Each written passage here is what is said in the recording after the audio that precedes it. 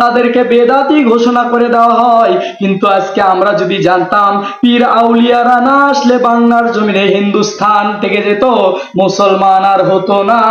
কিন্তু আজকে পীর আউলিয়াদের নামে যারা ভণ্ডামি করে, আবার যারা হক্কানি পীর আছে তাদেরকে বেদাতি বলে, আজকে তাদেরকে আমরা জানিয়ে দিতে চাই, তুমি যত বড় মুসলমান হও না কেন, তুমি যদি পীরদের বিরুদ্ধে কথা কও, মাজার যদি ভাঙতে চাও, আমরা আবারও তোমাকে নতুন করে মুসলমান হওয়ার জন্য দাওয়াত দিলাম। কেননা এই পীর আউলিয়া যদি বাংলার জমিনে না আসতো, আজকে একজন মুসলমান হতো না, ধুতিয়ার লুঙ্গি পরে আমাদেরকে ঘুরতে হতো। কথা বলেন ঠিক কিনা? আজকে সেই পীরদের যখন বিরোধিতা করা হয়, আমরা মুসলমান চুক্তি করে বসে বসে শুনি।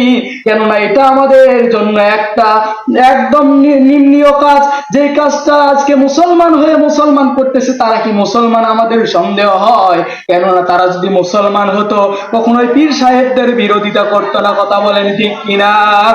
আজকে শাহজালাল, শাহ কোরআন যারা বাংলার জমিনে এসেছে, শাহ সুলতান, শাহ খাজা, শাহ আমানত শাহ, আজকে যারা বাংলার জমিনে না আসলে আমরা মুসলমান হতে পারতাম না। তাদের সাথে যখন দুশ্মনী করা হয়, তুমি মুসলমান হয়ে কিভাবে ঘরে বসে থাকতে পারো? 12 কোটি মুসলমানের জন্মভূমি বাংলাদেশ, পীর আউলিয়া শহীদ গাজীর এই দেশ, এই বাংলাদেশ। কথা বলেন ঠিক কিনা? 12 কোটি মুসলমানের জন্মভূমি বাংলাদেশ, পীর আউলিয়া শহীদ গাজীর এই দেশ, এই বাংলাদেশ।